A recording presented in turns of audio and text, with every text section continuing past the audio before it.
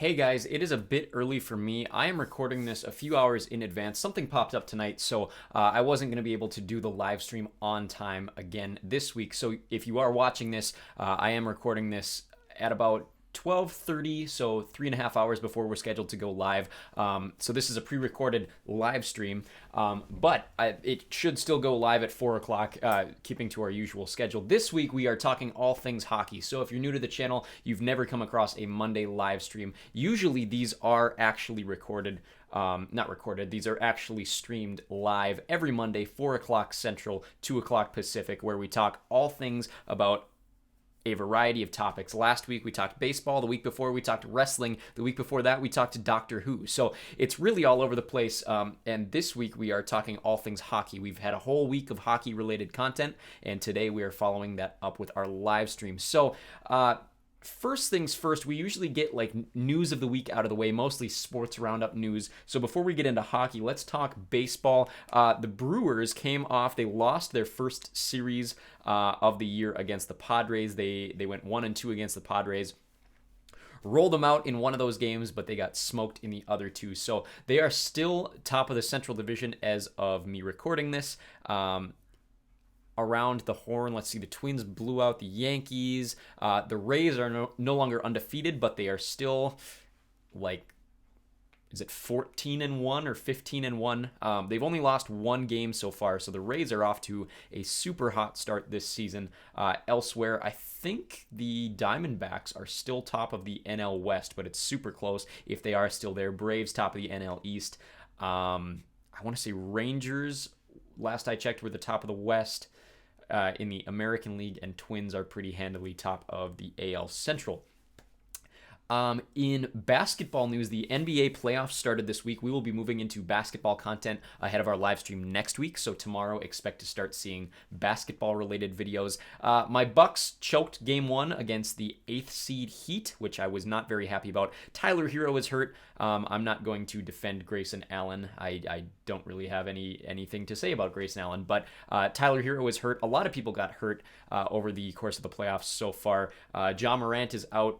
Giannis Antetokounmpo is out, as far as I know, on a day-to-day basis, so we could see him back for Game 2, as far as I'm aware, unless it's more serious than the last time I checked. But a lot of injuries going around. Series-wise, the Kings are one game up on the Warriors in a close match. The Clippers beat the Suns. The Lakers beat the Grizzlies. The Celtics beat the Hawks. The Knicks beat the Cavaliers in Cleveland. Heat are one up on the Bucks. I'm missing one series out west. That is the Nuggets over the Timberwolves. And who else do I have out east? One series, and that is going to belong to... Got to think really hard about this. I'm going to have to look it up. Who am I missing out in the Eastern bracket here? NBA playoffs. 76ers are one up on the Nets. So not as predictable as I would have thought the NBA playoffs. Usually the NBA playoffs, more so than any other sport, you kind of go with the top seed. Basketball is fairly predictable in terms of where teams are ranked going into the playoffs, as opposed to a sport like hockey, where basically any team could win. There's not really any predictability with hockey, but we'll talk more about the NHL playoffs as this live stream goes on. Football news, let's see, the Dolphins signed Chosen Anderson. We talked last week about the Ravens signing Odell Beckham Jr. There's still no word on the Jets or the Ravens in regards to Rodgers and Lamar Jackson, respectively. We are moving into the NFL draft fairly quickly. Excuse me. We will have an NFL live stream in 2 weeks. Got to sneeze real quick. Excuse me. Hopefully that is the only one on this live stream. And then in soccer news, El Tráfico was this weekend. 3 straight belong to LAFC. They finally won their first El Tráfico matchup in Carson. I think it was 3-2 over the LA Galaxy. DC United finally picked up a win. They had a goal right off the second half kickoff. I'm trying to remember who it was. I can't remember, but it was literally like 13 seconds or 11 seconds off of the second half kickoff. They beat CF Montreal. I think they're still calling themselves CF Montreal. not Montreal Impact anymore. But they beat Montreal in Montreal, so good for DC United. They're still probably bottom of the Eastern Conference as far as I'm aware. They're not making the playoff. I mean, they're a bad soccer team. All props to Wayne Rooney. He is doing what he can with the talent he has, but there's very little talent on my favorite American soccer team. Elsewhere, my wife's team beat my team in the Premier League. That is Brighton. I think it was it 1-0 or 2-0 over Chelsea. So that was, I got to hear my wife brag about a sport that she doesn't really care about. So that was exciting. Manchester City is only 3 points behind Arsenal. So 1 game behind Arsenal. Might be 4 points. I think Arsenal did pick up a point in tying. Oh gosh, I'd really have to check the Premier League to double check that one. But that's all for sports news, non-hockey. Wrestling news. WWE changed the name of the King and Queen of the Ring tournament in Saudi Arabia. That is now going to be held as Night of Champions. They haven't held Night of Champions since, I want to say, 2014 or 2015, back when they changed it to Clash of Champions, and I could not tell you the last time Clash of Champions was held. It may have been 2019, it may have been 2020. But anyways, that is the next pay-per-view cycle for WWE is going to be Backlash, held in Puerto Rico, and then they're moving to Saudi Arabia for that Night of Champions event. AEW has Double or Nothing coming up in, I believe, the end of May, around that same weekend. Last night was actually Impact. They had I can't remember which pay-per-view they had last night. I didn't watch it. I'm planning on watching it after I do this live stream, so I won't spoil anything because I don't know anything. I don't know anything that happened last night. I don't know who went away as all of the different Impact champions, if anyone still cares about Impact Wrestling. And then in non-sports, non-athletics related news, 2 things to touch on. Doctor Who, we're still moving into the 60th anniversary special this fall. There are rumors, I haven't heard any concrete information, that David Tennant will be getting a short, 1-series spinoff as the 14th Doctor. Obviously, he's getting those 3 episodes as part of the special, but rumors are that he is going to get a 1-series spinoff, not the main show, just a quick one-off for this new 14th Doctor, and then still moving into that unit spinoff that we've heard about with Kate Stewart, Gemma Redgrave as Kate Stewart. And then 2 more items. I totally forgot. Harry Potter. They did officially announce a Harry Potter spin-off, TV show spin-off. This is something that I have everyone says they predicted it. I was kind of mad at Morgan on Movie Flame for saying, oh, I predicted this, as if it wasn't something that was inevitable. Many people, myself included, have been calling for a Harry Potter spin-off as a TV show for years. It allows a lot more information, a lot more in-depth look at what is in the books that you can't show in a 3-hour movie. So I'm glad they're doing this. I think it was a little soon. I wish they would have waited maybe 5-10 more years. I know we are already 12 years removed from the films, the Harry Potter films specifically. I wish they would have waited just a hair longer. I think it's a little bit soon, but inevitable. Harry Potter is a thriving property despite all of the J.K. Rowling stuff. All of my stuff on my Echo Worm channel is doing really well when I do Harry Potter books. That's why I continue to do the Harry Potter books. Speaking of, the last chapter airs tonight at midnight, so go check that out on my other channel, Echo Worm. There should be a link above my head at the end of this video. And then that's Harry Potter news. The other quick TV show news, Game of Thrones. If you're a fan of A Song of Ice and Fire, we are doing another one of those live streams coming up very soon, but they just greenlit The Hedge Knight. So this is a prequel novella series that George R.R. Martin has been writing essentially since the 90s. Since he started Game of Thrones, he has had these kind of prequel novellas as part of that. Called the first one was called The Hedge Knight. You also might know it as a Knight of the Seven Kingdoms, that sort of thing.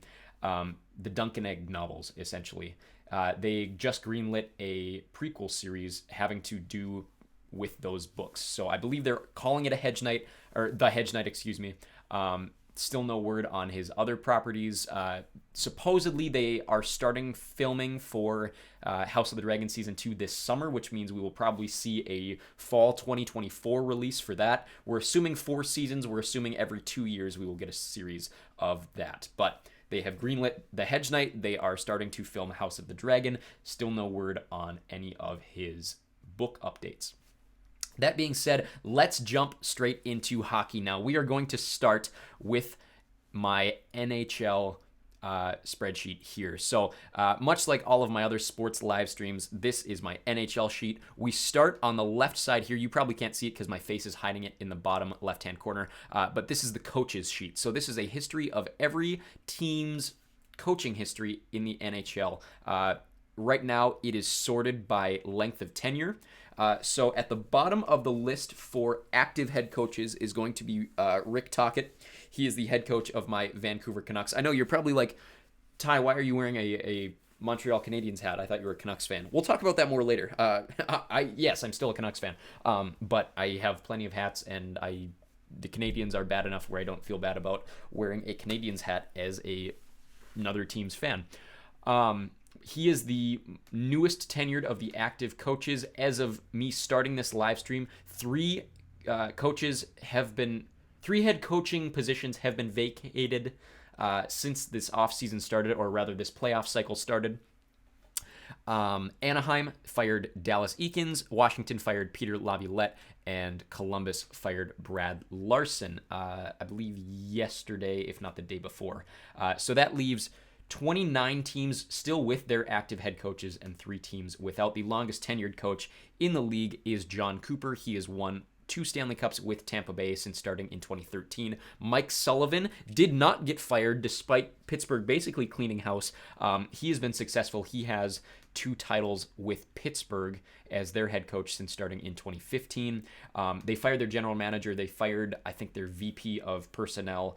But they kept Mike Sullivan on. So I think that's a smart choice. He's been a very good coach for Pittsburgh, despite this year not having the weapons, or not. It's an older team. It's got a lot of veterans on the team. I don't blame Mike Sullivan for their shortcomings this season. Jared Bednar is 3rd. He is the coach of Colorado, obviously won the Stanley Cup last year. Rod Brind'Amour is the oldest tenured coach in the league who has not yet won a Stanley Cup. He is the head coach for Carolina. His son, I can't remember his son's name, but his son just won the national title with Quinnipiac. We watched that at my house last weekend. Craig Berube, or Craig Berube, I know people with that last name who pronounce it Berube, but I have heard them use Berube. He's the head coach of St. Louis, won the Cup in 19.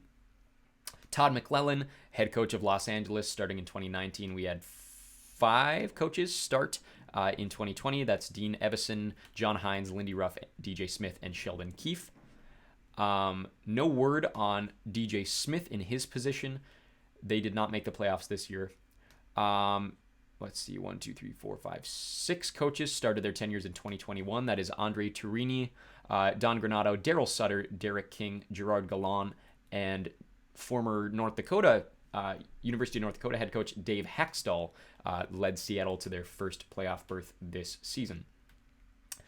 This last year, coaches that started this last year, Jim Montgomery, Peter DeBoer, Derek Lalonde, Jay Woodcroft, Paul Maurice, Martin St. Louis, Lane Lambert, John Tortorella, David Quinn, Bruce Cassidy, Rick Bowness, and then halfway through this season, of course, we saw Bruce Boudreau replaced by Rick Tocchet in Vancouver.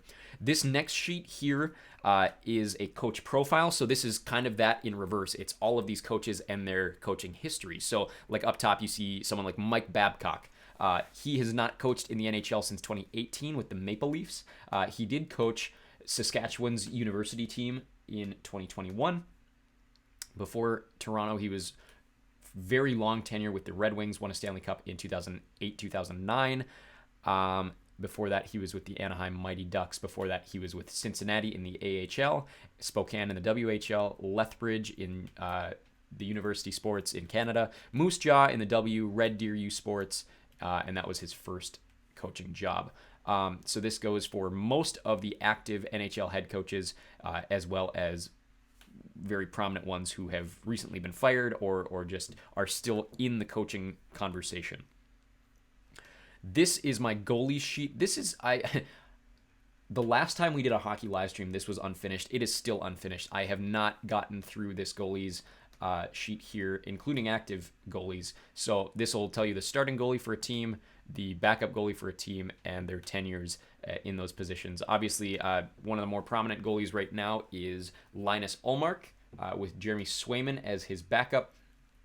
I can't remember the name of the award given out to the goaltenders. It's not the Vezina. I'm not talking about the Vezina, but there's another goalie award that's basically the least amount of goals given up in a season, and they won it collaboratively this year. Last year, I believe it was... Oh gosh, I'd have to really check. I know 2 years ago it was Marc-Andre Fleury and Robin Lehner collectively. Last year might have been Tampa Bay, but don't quote me on that. And Andrei Vasilevsky and whoever his backup was last season. Anyways, then we have their captain's sheet here. This one is also sorted by tenure. So 23 of the 32 teams do have active coaches, active captains. Crosby is the oldest tenured now since 2007. Ovechkin since 2009. Landeskog since 2012. Jamie Benn is the longest tenured captain without a Stanley Cup. He has been captain of Dallas since 2013. Stamkos also 13, but he has won a cup. Kopitar since 16. McDavid since 16. Yossi since 17. Barkov since 18. Lee 18. 3 in 19. Those are Jordan Staal, Logan Couture, and John Tavares in Toronto. Obviously, Tavares was captain of New York for a long time before that. 2020, you see Bergeron, Spurgeon, Hischier, Larkin, and Stone. 21, you got Jenner and Kachuk. And then just this last season, Okposo, Suzuki, and Trouba. So that leaves 9 teams without a captain. Going by length of absence in captainship, Arizona has not had a captain for the last 2 seasons. Neither has Calgary since they traded Mark Giordano, or rather he was drafted in the expansion draft by Seattle. Last year, we lost Getzlaf, Giroux, Giordano in Seattle. He was traded there. Bo Horvat, we lost at Vancouver this season, being traded to New York. Blake Wheeler for Winnipeg. They stripped him of his captainship. And then, of course, St. Louis traded Ryan O'Reilly halfway through this last season, and Jonathan Toews has not officially retired, but Chicago will not renew his contract, so he is out as their captain. He played his last game just this last week. Very emotional for the Chicago fans. Jerseys here, this just kind of shows a rough outline of the team's jersey history. Obviously not complete. You see a lot of gaps there, but new jerseys this season, we saw Vegas switching to their gold uniforms as their primary. San Jose has that new double white stripe uniform. Edmonton went back to their blue primary, and Carolina officially this season started using their black uniforms as their official home uniform. Then you see alternate uniforms here, as well as the reverse retro jerseys there, which are no longer in continuation now that the NHL is using Fanatics as their official jersey sponsor, which has had a lot of backlash, and I don't blame them. If you're unfamiliar with the controversy behind them switching from Adidas to Fanatics, Fanatics is a sports jersey provider or gear provider. This hat might actually be Fanatics. Yeah, this hat is Fanatics. So basically, their claim to fame is they get licensed gear and they make it for cheaper. So they're not the official licensed partner of NHL, but they do have, they weren't, but they have the licenses of all of the 5 major sports leagues. They create essentially cheaper versions than the official versions that you'd find on like the NBA shop or the MLB shop, that sort of thing.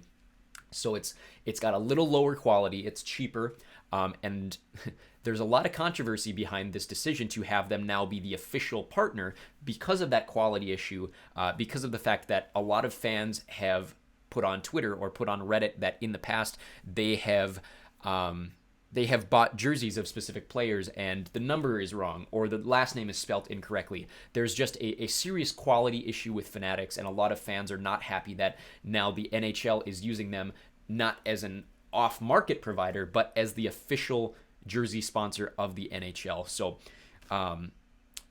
controversial decision to make them the official jersey sponsor. Obviously, it's been Adidas since 2014 or 2015. Before that, it was Nike Bauer, I believe. No, excuse me. Before that, it was Reebok. And then prior to that, it was Nike Bauer, I believe.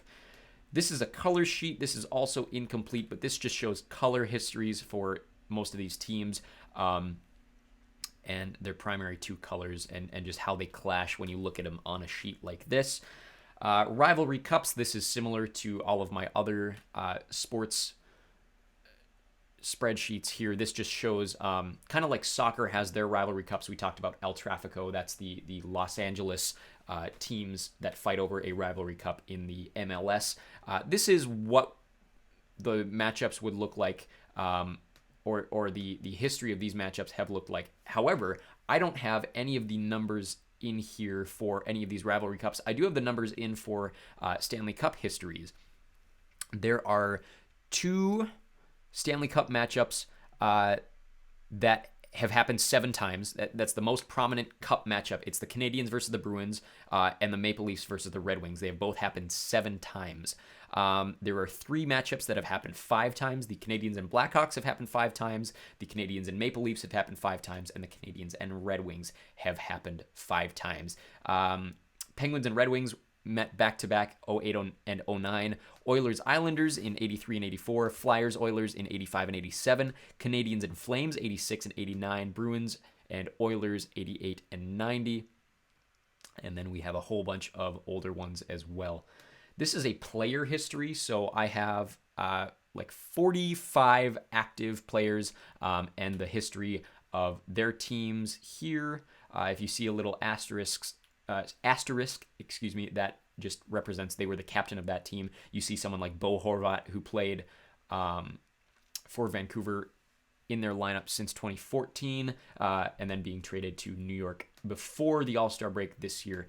That's kind of where if they played more than half of a season with a team, then I consider that season being played with that team. So that's why Horvat is in 2022, whereas someone like Max Domi is with Dallas only for 23. Venue history, this goes in order of age as well. We did have an interruption. Nope, sorry, I'm thinking of my basketball interruption with Toronto. There aren't any interruptions here. So this is the oldest tenured team in their active stadium is Madison Square Garden since 1967, the New York Rangers. Calgary Flames have been playing at the Saddle Dome since 83. Anaheim Ducks then 93 at the Honda Center, same with San Jose at the SAP Center. 2 new stadiums in 94, that was Chicago and St. Louis. 4 new arenas in 95, that's Boston, Montreal, Ottawa, and Vancouver. 96, 3 new arenas, Buffalo, Philadelphia, and Tampa Bay. 1 in 97, that's Washington. 3 in 98, Florida, Nashville, and Toronto. 3 in 99, Carolina, Colorado, and Los Angeles. 2 in 2000, the expansion teams Columbus and Minnesota. 1 in 2001 with Dallas. Then we skip all the way to 2007 with New Jersey. 2010 with Pittsburgh. 2011 with Winnipeg. That arena opened in 04, but Winnipeg obviously didn't move from Atlanta until 2011. 2016, Edmonton's new one. 17, we had 2 new openings with Detroit and Vegas getting a team playing at T-Mobile Arena. 2 new arenas in 2021. That was New York Islanders and Seattle. And then Arizona now playing at Mullet Arena for the foreseeable, for short-term future in Tempe. This is the yearly sheet. You'll be familiar with this if you've seen any of the past sports live streams. So this just shows a team history. Obviously, the oldest team in the NHL is the Montreal Canadiens, all the way down to the Seattle Kraken, who just started this last season. And then we move down to our champions sheet. This is last year, Colorado obviously beat Tampa in the finals. The Western Conference finalist was Edmonton. Eastern Conference finalist was New York. The last 3 seasons, the Eastern Conference runner-up has been a New York team. Then for this year, I just have them ranked by their points totals right now. So based on points totals, obviously Boston won the President's Trophy. They were the best team in the regular season this year. Vegas, the best team in the West. Colorado, the next best team in the West. And then Carolina, next best team in the East. The All-Star Game was held in Florida this year. Next year, it's going to be held in Toronto. The worst record this year actually went to Anaheim. I was kind of surprised they snuck in there right at the end, so they have the best chance at the number 1 pick. There is still a draft lottery, so it could go to any of the, is it the bottom 15 teams, bottom 10 teams? I can't quite remember how it works in the NHL. These are the division winners here. This is college. Quinnipiac beat Minnesota in the college finals this year. Runners-up were Michigan and Boston. The Frozen Four this year was held in Tampa. Next year, it'll be in St. Paul, and then it's booked all the way out through 2026. Then here we have the Winter Classic. So obviously we don't know the results here, but we have 2 outdoor games scheduled for next season. No word yet, as far as I'm aware, on the Stadium Series, if they're going to continue that. But next year, the Winter Classic is in Seattle between the Kraken and the Golden Knights, and then the Heritage Classic will return between Calgary and Edmonton in Edmonton. This last year, we had 2 outdoor games. The Winter Classic was held in Boston. The Bruins beat the Penguins at Fenway Park, and then the Stadium Series was held at the North Carolina State University in Raleigh at Carter Finley Stadium. The Hurricanes beat the visiting Capitals. I also have a lower tier here. These are if there are extra outdoor games, so like the 100 Classic, the Centennial Classic, and I can't remember. Oh, we had a second Stadium Series in 2016. We had 3 more Stadium Series in 2014, and then we had the NHL Outdoor Games in 2020 at Lake Tahoe. Scrolling down here, this is as of last year's off season. The what do you want to call it? The win percentage for every team, I guess. Vegas, by far the best win percentage of any team active with 63%, almost 64%. I should round that up. Montreal, second. Philadelphia, third, all the way down to, I'm assuming Seattle will bounce up because of this year. And then Arizona, Vancouver, my beloved, in 30th place. Very, very not good. Division titles, Atlantic Division, Boston Bruins have won it 17 times. Metropolitan Division, Philadelphia Flyers have won it 14 times. I'm not counting the Metropolitan Division as existing specifically since the alignment in 2014, but rather a continuation of past Eastern divisions there. The Central Division, most titles actually belong to the Detroit Red Wings. They obviously switched conferences with that alignment in 2013-2014. Pacific Division, Calgary Flames have the most. I should say the most of any active team in the Central Division is Chicago. The Southeast Division no longer exists. The Capitals had 7 of those titles, and the Northwest Division also no longer exists. My Canucks actually had the most titles in the Northwest Division. Eastern Conference wins. Pittsburgh has the most Eastern Conference victories with 6. Western Conference, Edmonton has 7. Detroit no longer in that conference, right behind them with 6. Teams without conference titles, Columbus in the East, Detroit in the East, although obviously they do have a lot of Western Conference wins, and Toronto also doesn't have an Eastern Conference victory. And then in the West, Arizona, Minnesota, Kraken, and the Jets. Looking here, President's Trophy has been won 21 times by Montreal. Boston now with 15. So Montreal, Detroit, and Boston way ahead of the next highest, which is Toronto with 6. Stanley Cup victories, Canadiens 24, Maple Leafs 13, Detroit 11, Boston 6 as of me recording this video, Chicago 6, Edmonton and Pittsburgh 5, both New York's and the former Ottawa Senators, not the current franchise, at 4. Colorado, New Jersey, and Tampa Bay with 3. Los Angeles, Philadelphia, and the former franchise Montreal Maroons with 2. The Anaheim Ducks, Calgary Flames, Carolina Hurricanes, Dallas Stars, St. Louis Blues, and Washington Capitals all have one victory of active franchises. There are 3 non-active franchises which have won the Stanley Cup. That's Seattle, the former franchise known as the Metropolitans or the Mets, the Vancouver Millionaires, and the Victoria Cougars. Active teams without a Stanley Cup victory, there are quite a few actually. Arizona, Buffalo, Florida, Minnesota, Nashville, the current Ottawa Senators franchise, San Jose, Seattle, Vancouver, Vegas, and the Winnipeg Jets. Below that, I have a list of countries ranked by their numbers. So this is their most prominent goal scorer in each country, right? And then below that, the most prominent winned goalie from that country as well. So this is ranked in order of goals scored in the NHL. Gretzky, obviously the top. Jaromir Jagr has the most goals. I should go. In Canada, goal scorer is Gretzky. Wins is Martin Brodeur. Czechia is Jaromir Jagr and Dominik Hasek. Slovakia, Stan Mikita and Yaroslav Halak. Finland, Teemu Selänne and Pekka Rinne. This is prior to this NHL season, so not including this last year. So some of these could be out of date, especially when we get to Russia. I should probably bump Ovechkin way up here. Modano for the United States and Ryan Miller. Sweden, Mats Sundin and Henrik Lundqvist.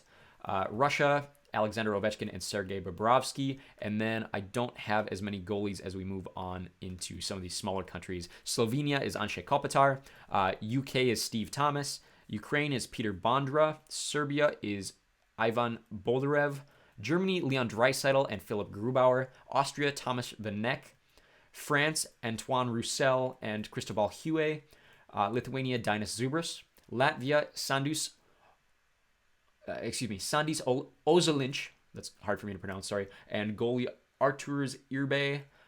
Denmark, Franz Nielsen and Frederick Anderson. Kazakhstan, Nik Antropov and Evgeny Nabokov.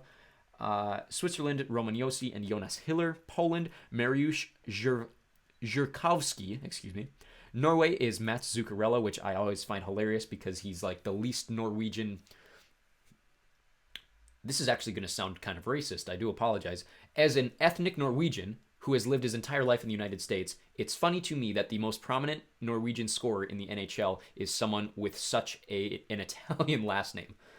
My family has always got a kick out of that. Not in a negative way. We actually find it very funny. There are not a lot of hockey players from Norway, believe it or not. Most Norwegian athletes are going to be skiers or snowboarders or that sort of winter sport. Hockey is not a very prominent winter sport in Norway compared to Sweden and Finland. South Korea is former Islanders center Richard Park. Belarus is Andrei Kostitsyn. Netherlands is Daniel Sprong. Estonia is Leo Kamarov. Italy is Luka Spiza. Nigeria, Rumen Nadur. Bulgaria, Alexander Georgiev. Croatia, Borna Rendulic, which I'm interested if... Oh, no, never mind. Bo Horvat's Canadian. Never mind. His family's from Croatia. I'm wrong. And then South Africa, there's a goalie named Olaf Kolzig, who played for the Capitals, who has the most wins of any goalie from South Africa. Below that is a list of retired numbers in the NHL. The most prominent retired number in the league is the number 9. Has been retired 1, 2, 3, 4, 5, 6, 7, 8, 9, 10, 11, 12, 13, 14 times. Paul Kariya, Johnny Bucic, Lanny McDonald, Bobby Hall, Mike Modano, Gordie Howe, Glenn Anderson, Mika Koivu, Maurice Richard, Clark Gillies, Andy Bathgate, and Adam Graves, Charlie Conacher, and Ted Kennedy, not the politician. Other numbers, the lowest number that's never been retired is 28. 34 has never been retired. 36, 38, 40 through 43. I guess you could count 37, but Wayne Huizenga was the owner of the Panthers. 45 through 51, 53 through 55, 57, 59, 60, 62 through 65, 67 through 76, 78 through 87, 89, 90, 92, and then 94 through 98. No number higher than 99 has ever been retired by an NHL franchise. Below that, I have the Winter Olympics medalists. So this last Winter Olympics, Finland won over the group from Russia who couldn't use the last 2 years, and this is completely unrelated to the. Actually, this last year might be related to the war. I know in 2018 it was related to the doping scandal, but the Russian team, essentially, they're just not allowed to call themselves Russia. They were the runners-up. Bronze was Slovakia. Fourth place was Sweden. Then there's the World Cup of Hockey, which hasn't existed since 2016. They're trying to bring it back in 2025. They keep pushing that back, but Canada's won it twice. United States won the first one in 1996. Europe, the team from the European smaller countries, was the runner-up in 2016. Russia third, Sweden fourth. So Olympic medals, Canada has 9, Russia has 9, Sweden 2, United States 2, Czechia 1, Finland 1, and Great Britain actually has 1. Olympic silver, United States, top of that list. Number 2, baby, with 8, Canada 4, Czechia 4, Russia 3, Sweden 3, Finland 2, Germany 1. Olympic bronze, Czechia 5, top of that list. Finland and Sweden 4, Canada 3, Russia 2, Germany 2, Switzerland 2, Great Britain, Slovakia, and United States all with 1. World Cup of Hockey gold, Canada 2, United States 1. Silver, Canada 1, Europe 1, Finland 1, and World Cup bronze, Russia 2, and Czechia 1. Here is just kind of a pie chart. I think the last video I said map. I don't know what I was on. This is a pie chart, which tells just kind of the history of the Stanley Cup here. So Montreal with 24, just shy of 1/4 of every Stanley Cup, all the way down to those teams that have only won it once. Let's move over to the draft. Now, the Ducks do have the number 1 pick. I shouldn't say that. They don't have the number 1 pick. They were the worst team, so they have the best odds at the draft lottery. Very obviously, the number 1 pick this year is going to be Connor Bedard. He is the highest rated NHL draft pick since at least McDavid. Maybe not since Crosby. He is one of the best junior players I've ever seen. I was showing my wife highlights, and as little as she knows about hockey, she was impressed as well. And she goes, he looks like he's 17. And I said, he is 17. That's the scary part. So he will very, very likely, 99% chance that he will go number 1 overall. There's about a 30% chance that he'll go to the Ducks based on the draft lottery odds. I actually am under the impression, by no way of science, this is just pure speculation and feeling in my heart, that Connor Bedard will end up being a Columbus Blue Jacket after the draft, and that the Blue Jackets will have him on their roster next season. That's, like I said, that is just a hunch that I have based on no information, no draft lottery chances, no mathematical consistency. I think Connor Bedard would look good in a Blue Jackets jersey, and I say that as a Canucks fan. I would love to see him with the Canucks, but I highly doubt it'll happen. He is a forward from Canada.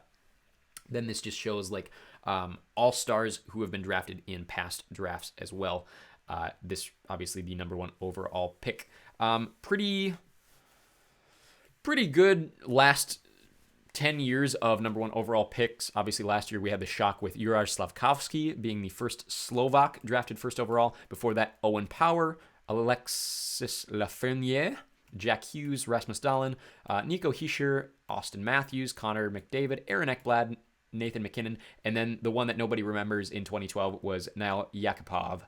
I don't know where he's at nowadays. Ryan Nugent-Hopkins, Taylor Hall, John Tavares, Steven Stamkos, Patrick Kane, Eric Johnson, nobody remembers unless you're a Blues fan, Sidney Crosby, Alex Ovechkin, Marc-Andre Fleury, Rick Nash, Ilya Kovalchuk, Rick DiPietro, and then we go into the 90s with Patrick Stefan, Vincent Lecavalier, and Joe Thornton. We won't go any lower than that right now.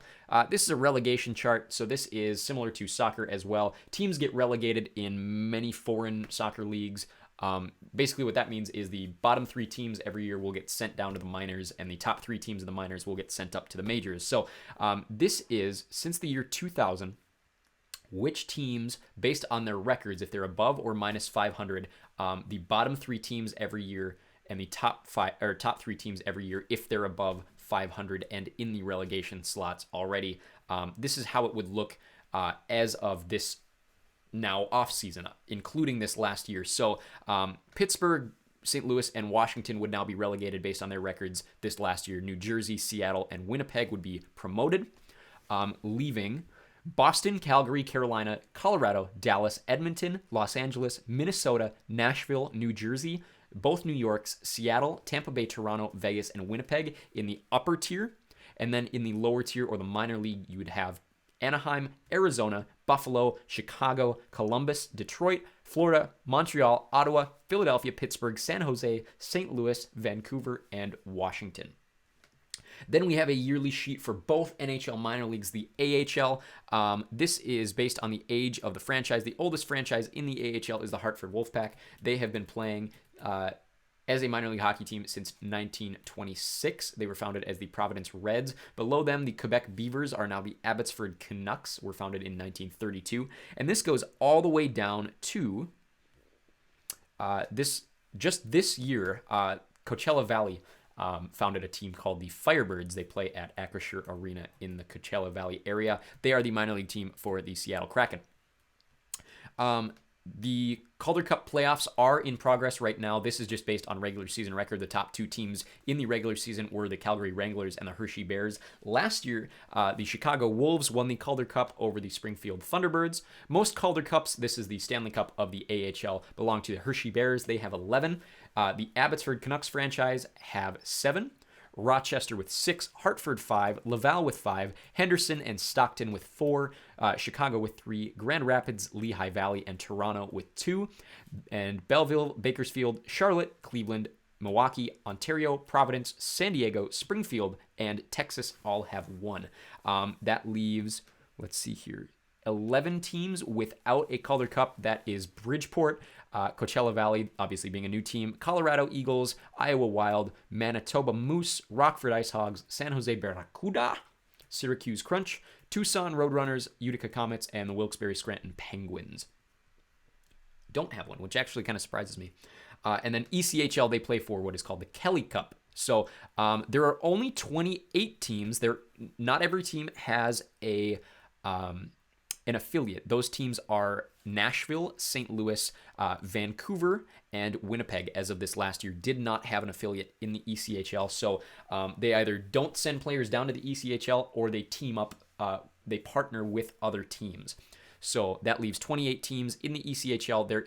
They are adding one. I can't remember if it's next season or the year after. It might be 2024 that Athens, Georgia is adding a team. As far as I'm aware, they have not yet named this team or named who their affiliate is going to be. The oldest team in the ECHL is the Wheeling Nailers. They were founded in 1981 as the Winston-Salem Thunderbirds. Also founded that year were the Nashville South Stars, which are now the Utah Grizzlies. And this goes all the way to the most recent new team, my favorite ECHL team, being the Savannah Ghost Pirates. Very fun names in the ECHL. If you haven't seen our minor league hockey quiz, go check that out on our channel by following our playlists, our hockey playlist. We just released that this week. Based on regular season standings, the Idaho Steelheads and the Newfoundland Growlers were the top 2 teams. And then Kelly Riley Cups. It's now called the Kelly Cup. It was previously called the Riley Cup.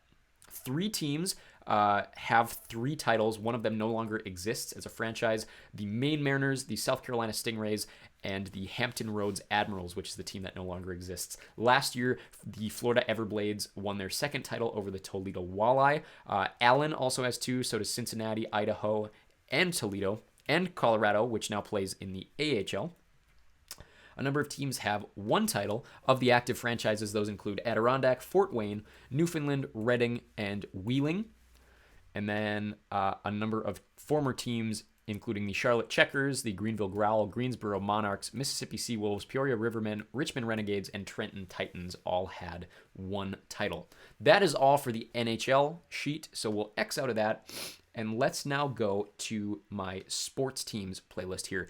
You've probably, my sports teams spreadsheet here. You've probably seen this for other sports. This is the hockey one. Basically, we have the name of the team, their current logo on their current primary color background, their first logo and primary color background, what year they were founded, the conference they play in, the division they play in, when they moved or changed their name to its current form. So for the Ducks, that'd be 2006 when they changed from the Mighty Ducks of Anaheim. They play at the Honda Center. That opened in 1993. It has a capacity of 17,174 seated. This needs to be updated. This was prior to this regular season. A number of teams announced jersey sponsors for the first time. So I have included some of them on here. I obviously need to update that. And then the coaches need to be updated as well. Same with the captains. But as of the start of this season, their owner was Henry Samueli. Dallas Eakins, they just fired. They don't have a captain. Their goaltender as of the start of the season was John Gibson. They have one Stanley Cup they won in 2006. Their mascot is Wild Wing, and they have 3 retired numbers, those being 8, 9, and 27. We'll take a look at something like my favorite team, the Vancouver Canucks, as well. Founded in 1970 as an expansion franchise, they've never changed their name or moved. They opened Rogers Arena in 1995. It holds 18,910 seats. Their jersey sponsor is TD. It looks egregious, especially on the alternate uniforms where green doesn't work as a color. Their owner, who I love to death, he is my favorite person in the whole world from the bottom of my heart. Thank you, Mr. Aquilini. They are coached by Rick Tocchet. Their captainship is vacant as of the season. Their primary goaltender is Thatcher Demko. No championships. Their mascot is Finn the Whale. They have 6 retired numbers, those being 10, 12, 16, 19, and then the 2 Sedin brothers there. Down below, I have all of the AHL franchises in the same case there.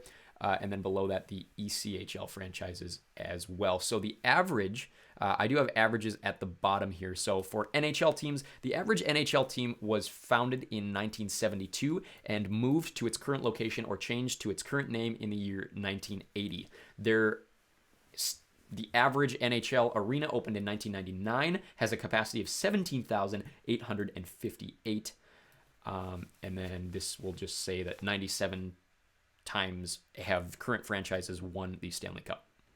There have been 97 Stanley Cups awarded to present franchises.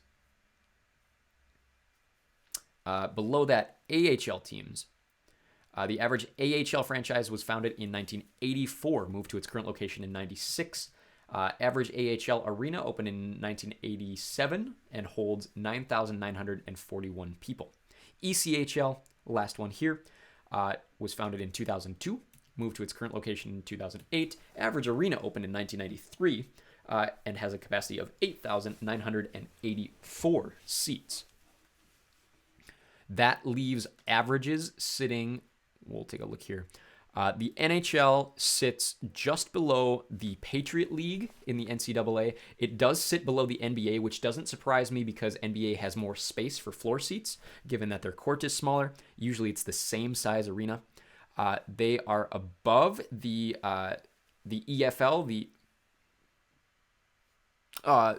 League One in the English Premier League or the English Football League system, but below the championship. So kind of an average size soccer stadium would be where the NHL sits there. The AHL and ECHL both sit below the MLS Next Pro League, but above the G League, which I find interesting. And that is all for that sheet there. Let's move on then to just my regular hockey sheet. So this is all hockey leagues, not all hockey leagues, but as many as I could think of or wanted to get information off of the top of my head. That is not correlated directly with the NHL. So obviously we saw the NHL, the AHL, and the ECHL. Now we're talking junior leagues, we're talking foreign leagues. Let's start here with the Australian Ice Hockey League. There are 10 teams as of this season. The Sydney Bears, the Melbourne Ice, the Sydney Ice Dogs, Newcastle North Stars, Central Coast Rhinos are the oldest team without a title, the Adelaide Adrenaline, Melbourne Mustangs, the Perth Thunder, the CBR Brave, and the Brisbane Lightning. So that's for who would enjoy that? That's for Dan. Dan would really get a kick out of that. The most recent champions last season, Canberra won over Newcastle. They also won the season title. I can't remember which. The Reed Trophy is basically their President's Trophy. So Canberra has 3, and then the Goodall Cup is their Stanley Cup. So Newcastle has the most of both of them with 6 and 5 respectively. Next, let's move on to the Asian League of Ice Hockey. This is, I got to remember, I think 5 out of these 6 teams are in Japan, and one of them is in South Korea. The South Korean team being HL Anyang. Hockey, I don't know what the L stands for. Then there's the Red Eagles from Hokkaido, the Nikko Ice Bucks, the Tohoku Free Blades, the East Hokkaido Cranes, and the Yokohama Grits. Anyang has the most titles with 6. The former franchise known as the Nippon Paper Cranes, which is not related to the East Hokkaido Cranes, had 4. Tohoku has 3. Hokkaido has 2. The former team from Russia called PSK Sakhalin had 2, and the former team from Cebu had 2 as well. CHL, this is the Canadian Hockey League. So if you're unfamiliar with how Canadian juniors work, there are 3 leagues that make up a greater league called the Canadian Hockey, the Canadian Hockey League. So think of it kind of like AAA baseball, right? So AAA used to have 3 leagues. Now there's only 2. But like the International League, the Pacific Coast League, and the Mexican League used to play as a AAA league. How that works then is they all operate independently under the banner of here the CHL. So they play for their own individual championships, and then they play for a greater CHL championship. And it's like the top 8 or the top 10 teams from across both or all 3 leagues play for the CHL championship. These playoffs are still going on. So the OHL has 20 teams, the oldest being the Guelph Storm. There's also the Oshawa Generals, Saginaw Spirit, Kingston Frontenacs, Erie Otters, Kitchener Rangers, Peterborough Petes, London Knights, Ottawa 67s, Owen Sound Attack, Sarnia Sting, Windsor Spitfires, Sault Ste. Marie Greyhounds, Sudbury Wolves, Hamilton Bulldogs, Flint Firebirds, Barrie Colts, Mississauga Steelheads, Niagara Ice Dogs, North Bay Battalion, and that's all of them. So the most recent franchise being North Bay, founded in 1998 as the Brampton Battalion. This is alphabetical, of course. The Q, which is the Quebec Major Junior Hockey League, the oldest team being the Rouyn-Noranda Huskies, founded in 1933 as the Montreal Junior Canadiens. So Rouyn-Noranda, the Acadie Bathurst Titan, Cape Breton Eagles, Gatineau Olympiques, Rimouski Oceanic, Shawinigan Cataracts, Chicoutimi Saguenayens, I'm bad at French, Drummondville Voltigeurs, Victoriaville Tigers, Quebec Remparts, Val d'Or or the Golden Valley Fourrures, Halifax Mooseheads, Moncton Wildcats, Baie-Comeau Drakkar or the Dragons, Charlottetown Islanders, St. John Sea Dogs. So this isn't just Quebec, it also includes the Maritimes, Blainville Bois Blanc Armada, and the Sherbrooke Phoenix. 18 teams. And then the W, which is the Western Hockey League, it's basically everything. There's teams in Brandon, so it's basically all of Western Canada. There's a couple teams, I think 1 in Oregon and maybe 2 in Washington in the United States. But you have the Brandon Wheat Kings, Kamloops Blazers, Portland Winterhawks, Regina Pats. That's the team that Connor Bedard plays for. Saskatoon Blades, Tri-City Americans, Lethbridge Hurricanes, Swift Current Broncos, Medicine Hat Tigers, Prince George Cougars, Seattle Thunderbirds, Moose Jaw Warriors, Prince Albert Raiders, Spokane Chiefs, Kelowna Rockets, Red Deer Rebels, Calgary Hitmen, Winnipeg Ice, Vancouver Giants, Everett Silvertips, Victoria Royals, and Edmonton Oil Kings. So all of these teams will play for, like I said, their own individual championships. Last year, the O was won by Hamilton, the Q was won by St. John, and the W was won by Edmonton. And then in the CHL playoffs, which don't always go to a team who wins their specific division, although it is very common. I'm trying to think the last time it happened where none of those 3 champions won. I think it was 2000. Excuse me, 2000. Oh, sorry. Yeah, 2007, I believe. Vancouver won it.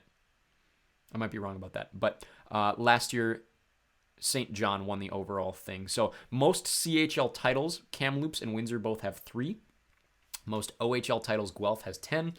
Q Gatineau has 6. And W Kamloops has 6 there. The DEL, this is the Deutsche Eishockey-Liga. I have a friend. I shouldn't call him a friend. A fairly close acquaintance. Sorry, that sounds really bad. I work with him. Is kind of the like, we don't hang out. We're not like buddy friends, but I do know a guy who played for Berlin in the Deutsche Eishockey-Liga. This is one of the top leagues in Europe, the top league in Germany.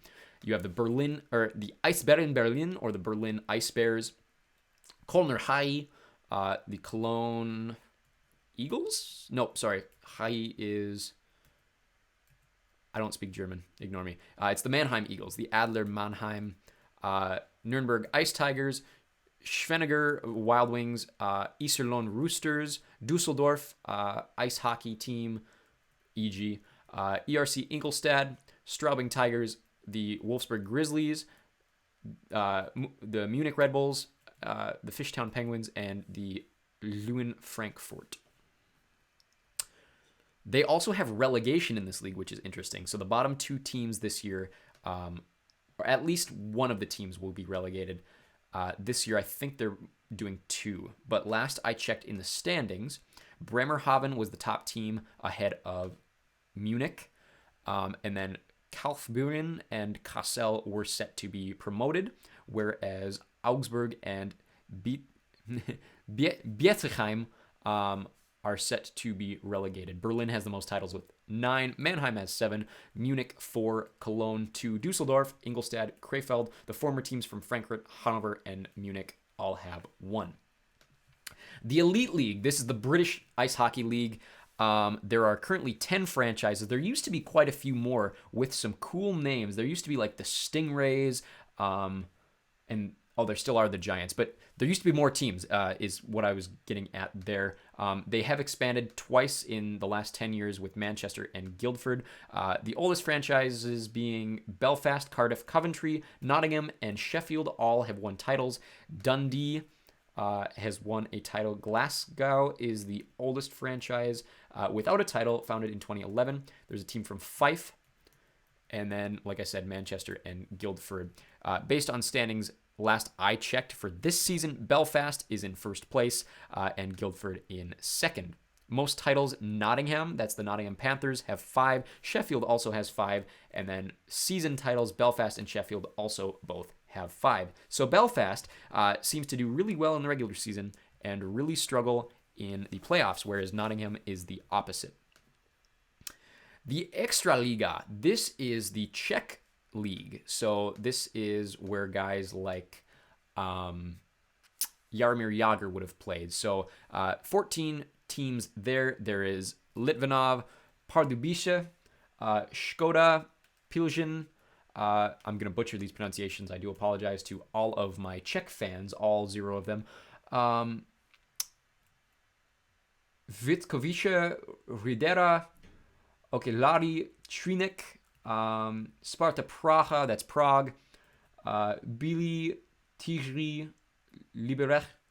I'm probably pronouncing these way too German for how Czech actually sounds.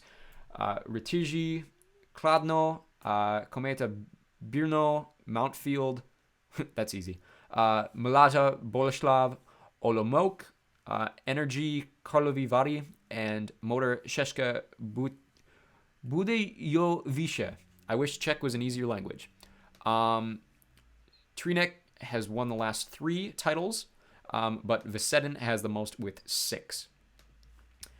The FP, this is going to be the... I have to look it up, actually. The FPHL is the Frontier Professional Hockey League. Hold on, it's loading. It's loading. Give it a sec here. The Federal Prospects Hockey League. Interesting. Okay. I'm very unfamiliar with this team. It's an independent league, so it's not a part of the U.S. Hockey League system. But there are 10 active teams with 2 expansion teams to come in the future. Those active teams, the oldest being the Watertown Wolves, founded in 2010. Port Huron Prowlers in 2015, Carolina Thunderbirds in 2017, 3 in 2019 being the Columbus River Dragons, Danbury Hat-Tricks. I'm familiar with the Danbury Junior Hat-Tricks. The Delaware Thunder, the Binghamton Black Bears, and then Elmira Mammoth, Mississippi Seawolves, and Motor City Rockers, and then 2 teams to come in Baton Rouge and Virginia. Last year's title was won by Watertown ahead of Columbus. Watertown has 3 titles. The KHL is the largest league in the world outside of the United States. This is the league most prominent in Russia. There are also teams in, I believe, Finland, China, Kazakhstan, Belarus. There might be one in Georgia. But this is the largest league outside of the United States. So a lot of players will end up playing in the KHL if they can't get contracts in the NHL, or if there's like lockouts, guys will go over there. The oldest franchises, most of these, the K started in 2008, so a lot of these teams are older than 2008, but the league itself was founded as it is in its current form in 2008. Berisha Astana, Tractor Chelyabinsk, a lot of these have really cool logos, by the way, so go check them out. Sharapovets, Shishka Moscow, Dynamo Moscow, Kazan Bars, which actually means leopards, HC Amur, Metallurg, Magnitogorsk, Dynamo Minsk, that's Minsk, Belarus, Neftekhimik, Nizhnekamsk, Torpedo, Nizhny Novgorod, Sibir, Novosibirsk Oblast, Avangard Omsk, Vityaz Podolsk, CSKA St. Petersburg, Spartak Moscow, Salavat Ulaev, Lokomotiv Yaroslavl, Automobilist Yekaterinburg, Vladivostok Admiral, Sochi, and the Kunlun Red Star, the team from China. So there are 4 divisions, and last year's champion was Shishka Moscow, so the army team from Moscow. They have won 2 Gagarin Cups, obviously named after Yuri Gagarin, the first man in space. Kazan has the most Gagarin Cups with 3. Most West titles is CSKA Moscow with 4. East, Magnitogorsk with 4 as well. Bobrov titles, St. Petersburg 10. Chernyshev titles, Omsk with 5. Karlamov titles, Kazan with 6. And Tarasov, CSKA Moscow with 9. The Liga, double I believe this is the Finnish league. So this is going to include all teams from Finland, including, let me get my glasses on for this one, Idrots Föreningen Kamraterna Helsingfors, or HIFK. There's the Ilves, which has the best logo in hockey history. Go look up the Ilves logo, please. I beg you. It is my wife's favorite logo ever. Tamparin Tapara, Turun Palo Seura, Raman Luko, HPK. My Finnish relatives would be killing me right now. Poran Asat Ry, Simon Palo, Jyväskylä. That was not as hard as I thought it was going to be. The Lahti Pelicans have a cool logo as well. Ulun Karpat, or the Carpets. I'm just kidding. That's not what that means. Kalevan Palo, Vasan Kuku, and the Jokers, the Mikkelin Jukurit, also have a cool logo there. 15 teams. Last year's title was won by Tapara. They have 11 titles. Most titles belongs to the Ilves with 16. Then we have the Null. This is the league I'm most familiar with. One of my brothers played in this league. One of my cousins played in this league. And I've worked for teams in this league for many years. The oldest team in the league is the Johnstown Tomahawks. They were founded in the year 1990 as the Dearborn Magic. There's also the Springfield Junior Blues, the Bismarck Bobcats, the Fairbanks Ice Dogs, Lone Star Brahmas, Corpus Christi Ice Rays, St. Cloud Norsemen, Minnesota Wilderness, Amarillo Wranglers, New Jersey Titans, last year's champions, Chippewa Steel, El Paso Rhinos, Kenai River Brown Bears, North Iowa Bulls, Philadelphia Rebels, Odessa Jackalopes, Janesville Jets, Aberdeen Wings, Austin Bruins. There's those Danbury Junior hat tricks I was talking about. The Wisconsin Wendigo, Minot Minotauros, Northeast Generals, Shreveport Mudbugs, Maryland Black Bears, Maine Nordiques, New Mexico Ice Wolves, Oklahoma Warriors, and this year's most recent addition, the Anchorage Wolverines. Joining next year are two teams, the Colorado Grit and the Rochester Junior Americans, which will leave 31 teams in the league. There are 4 divisions, those being the Central, the Midwest, the South, and the East, I believe. So a very spread out league. The Alaskan teams actually play in the Midwest division, whereas the Central division is like the Western Midwest, so like North Dakota, Minnesota, South Dakota. I don't think there's any teams in that division from Iowa. And then there's a Southern division in the Southern United States, like Texas, New Mexico, Louisiana, and then Eastern United States, all along the Mid-Atlantic coast. This year, the number 1 team in the league was the Lone Star Brahmas. That might be outdated. This was a long time ago since I updated this. Their cup is called the Robertson Cup. So the former team known as the CompuWare Ambassadors had 11 of those titles back in the 90s and 80s. Paddock Pool Saints had 7 of active franchises. Lone Star has 6. Fairbanks has 3, Minnesota 4, Shreveport, Springfield, and the former teams of Kalamazoo and St. Clair had 2, and then Aberdeen, Bismarck, New Jersey, North Iowa, and then the former franchises of Danville, Detroit, and Pittsburgh all had 1 title. The SHL, this is the Swedish Ice Hockey League. There's 14 teams, those being Brynäs, Färjestad, Luleå, Frölunda, formerly known as the Frölunda Indians. They changed their name this last season or so. Linköping, Skellefteå, Vasto Lakers, Örebro, Malmö Redhawks, Rögle, Leksands, Timrå, Oskarshamn, and HV71. Last year, the title was won by Färjestad. The regular season champions were Rögle. Färjestad has the most titles and season victories with 10 apiece. The SPHL, this is the Southern Premier Hockey League or the Southwestern Premier Hockey League. I'm looking that up because I butchered the last one. SPHL stands for Southern Professional Hockey League. So this is Southern United States. This is I believe a Tier 3 junior. This also says Independent League, but I was under the impression they were like Tier 2 or Tier 3. So this is part of the U.S. junior system. 11 teams as of this season. The Fayetteville Marksmen, Huntsville Havoc, which I spelt wrong there, Knoxville Ice Bears, Pensacola Ice Flyers, Quad City Storm, Roanoke Railyard Dogs, Macon Mayhem, Peoria Rivermen, Evansville Thunderbolts, Birmingham Bulls, and Vermilion County Bobcats. Last year's title was won by Peoria over Roanoke. 4 titles apiece belong to Knoxville and Pensacola. And then last but not least, for American Junior Leagues, we have the USHL. I have a cousin who captained the Sioux City Musketeers to their title last year as champions. I haven't checked the playoff standings. Last time I updated this sheet, Fargo was the number 1 team in the league.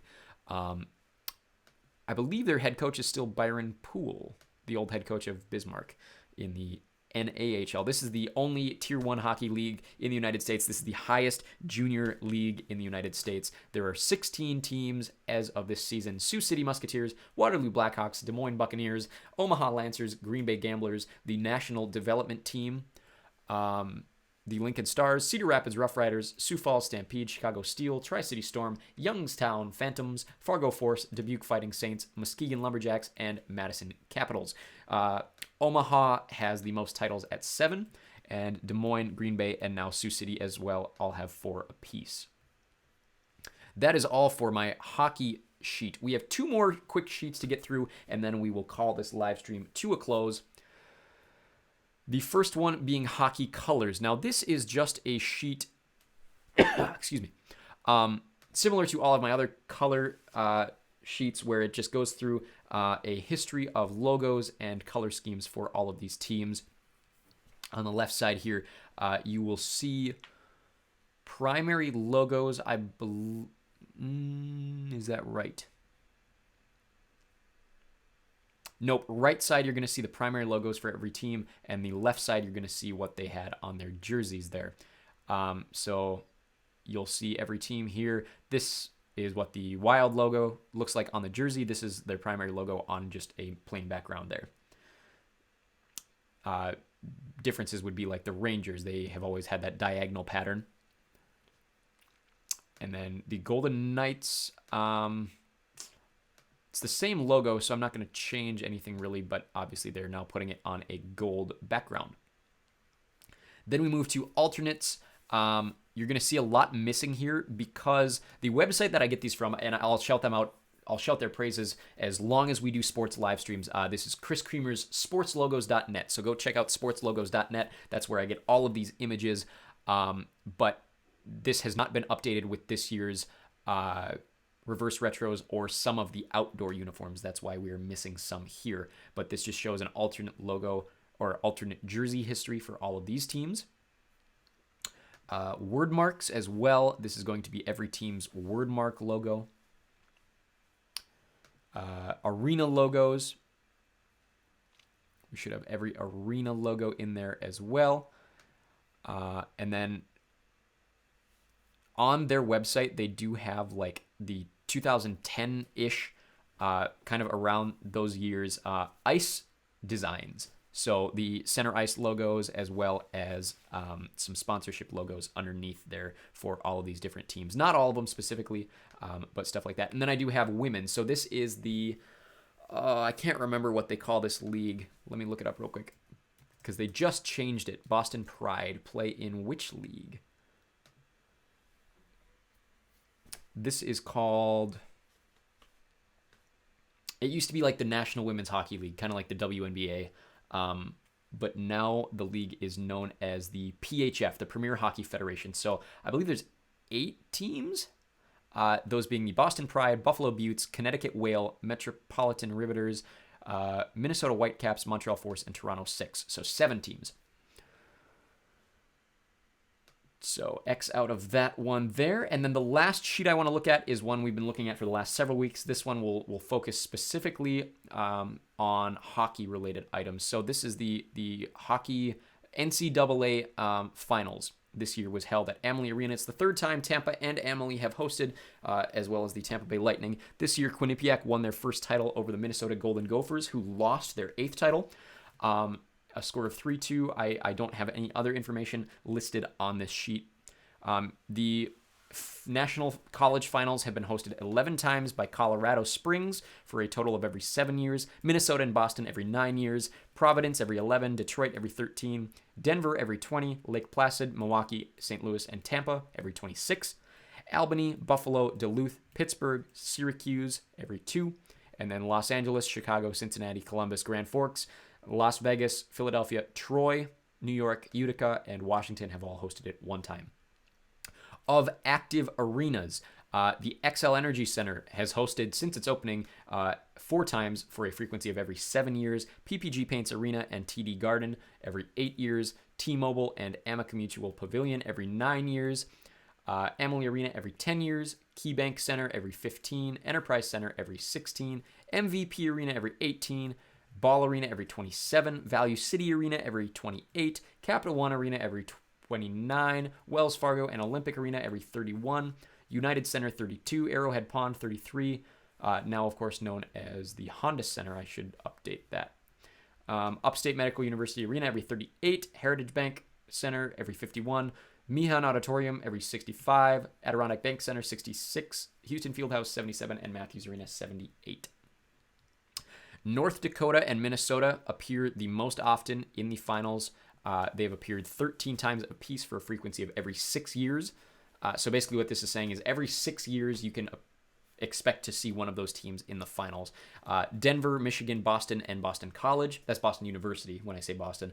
Every 7 years. Wisconsin every 9. Michigan Tech every 11. Colorado College, Maine, Michigan State, and Minnesota Duluth every 16. Cornell and Lake Superior every 20. Clarkson and Harvard every 26, Dartmouth, New Hampshire, Notre Dame, and Quinnipiac or no, excuse me, Dartmouth, New Hampshire, and Notre Dame every 39. Quinnipiac every 26. I just updated that. That's why it's interrupted there. So overall, like win percentages, descending. RPI has won it twice. They're the only team to win it twice and not have lost. Bowling Green, Union, and Yale have all been in it once, so they've never lost to finals. Denver and Michigan are both 9-3.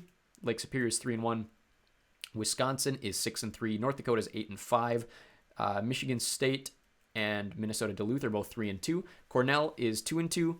Northern Michigan and Providence and UMass are all 1-1.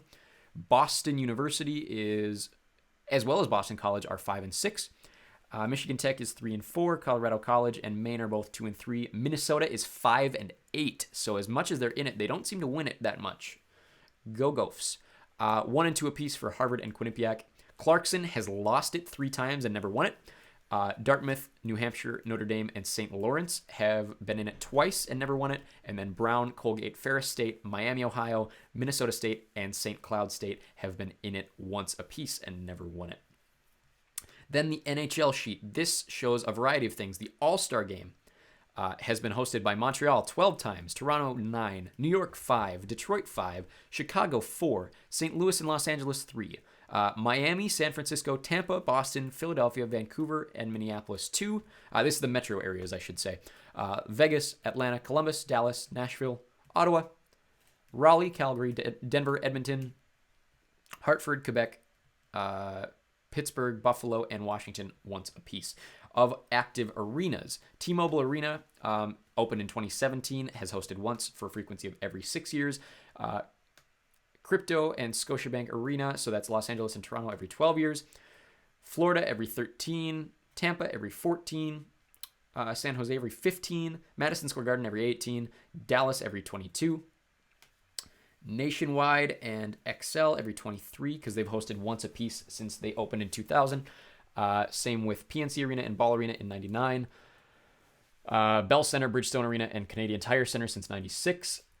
Rogers Arena, TD Garden in 95. Enterprise Center in 94. And the Saddle Dome has only hosted it once. So host teams, Vegas frequency of 6 all the way down to Pittsburgh, a frequency of once in its 56-year existence. Then we move on to the Winter Classic. Now, Boston is the only team to host more than once. They've hosted it 3 times. The Winter Classic has been hosted at Fenway twice, as well as hosted at Gillette Stadium once. Is that right? That can't be right. Hold on.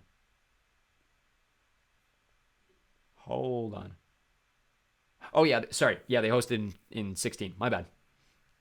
So, yeah, the Bruins have hosted it 3 times. Ann Arbor, Chicago, Dallas, Minneapolis, South Bend, Buffalo, Philadelphia, Pittsburgh, New York, St. Louis, Washington, Toronto, Ottawa, and Seattle, if you're including next year, have all hosted once. So Fenway Park has a frequency of every 8 years, Target Field every 13, Citi Field every 14, and all of the other stadiums that have hosted every 15 years. Let's see. Let's sort by Boston has been in it 5 times. Chicago 4. Detroit, Pittsburgh, and Philadelphia 3. Vegas, Buffalo, Montreal, New York Rangers, St. Louis, Washington, and Toronto twice. And then Seattle, Minnesota, Nashville, Dallas, Ottawa, and Colorado once. Now, this is also including the Centennial and Outdoors Classics. It is not including the 100 Classic. Is it? Yes, it is including. So this, yes, Winter Classic also including the Centennial, 100, and Outdoors Classics. Stadium Series has been hosted in New York twice. Every other city that it's been held in once. Yankee Stadium has hosted twice. That was in the same year. Dodger Stadium, Levi Stadium, Huntington Bank Stadium, formerly known as TCF Bank Stadium, Coors Field, Acrisure Stadium, formerly known as Heinz Field, Navy Stadium, Lincoln Financial Field, Falcon Stadium, Nissan Stadium, and Carter Finley Stadium have all hosted once. Teams that have appeared multiple times, Los Angeles, Pittsburgh, Los Angeles and Pittsburgh 3 times, Washington, Colorado, Philadelphia, Chicago, and the New York Rangers twice, and then all other teams once. And then, of course, the Heritage Classic. If you include this coming year, Edmonton will have hosted twice. Ottawa has not hosted it, nor has Toronto or Montreal, which is interesting to me. But Calgary, Vancouver, Winnipeg, Regina, and Hamilton have all hosted once. Those stadiums being Mosaic, Tim Hortons, IG Field, BC Place, and McMahon Stadium once, and now Commonwealth will have hosted its second one coming up this year. Edmonton and Calgary have appeared in 3 if you're including this upcoming season. Montreal and Winnipeg 2. And Ottawa, Toronto, Vancouver, and the non-Canadian team of Buffalo have appeared once. That is all for the hockey spreadsheets. So we'll start to draw this live stream to a close. Thank you very much if you have been a part of this whole thing here. Let's take a look at our upcoming weeks here. We are at hockey. This is our 16th live stream. Next week, we are moving on to basketball. Doing our basketball live stream. We'll start basketball content starting tomorrow at 10 o'clock Central, 8 o'clock Pacific. You will see our first video. I believe it's an NBA Champions quiz, but this week you will see NBA Champions quiz, NBA Franchises quiz, G League Teams quiz. Hopefully, if I get to recording it, I haven't actually recorded it yet. I would like to get to a tier list of all of the NBA arenas. I do apologize if I don't get to that video. I would really like to, but it's been a hectic week. For us and our friends and family here, which is, like I said, why I'm recording this in advance. So basketball next week. The following week will be football, and then we'll go into some fandom type stuff. We'll do Star Wars, followed by Avatar: The Last Airbender. We'll interrupt that with a royalty and politics live stream, and then we will do Harry Potter, Game of Thrones, and a quick soccer live stream before I take a break for a very, very, very good reason that I have been hinting at for several weeks now, and I will reveal when the time comes, just to make sure that nothing goes awry. But yes, basketball next week, and then on the Echo Worm channel, like I said, the last day of Harry Potter and the Chamber of Secrets airs tonight at midnight, and then we will move into Percy Jackson again with the Sea of Monsters airing Wednesday at midnight. That's Tuesday into Wednesday the following night. So, that being said, that's all I have for you today. Thank you very much for being a part of this hockey live stream. NHL playoffs are starting, and I could not be more excited. So, thank you very much for being a part of this. We will do another hockey live stream this fall ahead of the start of next year's hockey season. Basketball is coming up this week. From the bottom of my heart, thank you for being a part of this channel. We have reached 50 subscribers as of me starting this live stream, so we are halfway to those triple digits. We continue to move faster than I could have expected. Thank you to everyone who watched the college sports quiz video. That, last I checked, has 7,500 views, which is significantly more than any other video. I think our next highest video is like 200. So the fact that we have 7,500, thank you to everyone who has commented, everyone who has liked it, everyone who's shared it. From the bottom of my heart, thank you for being a part of this channel. Until next time, we'll see you very, very soon.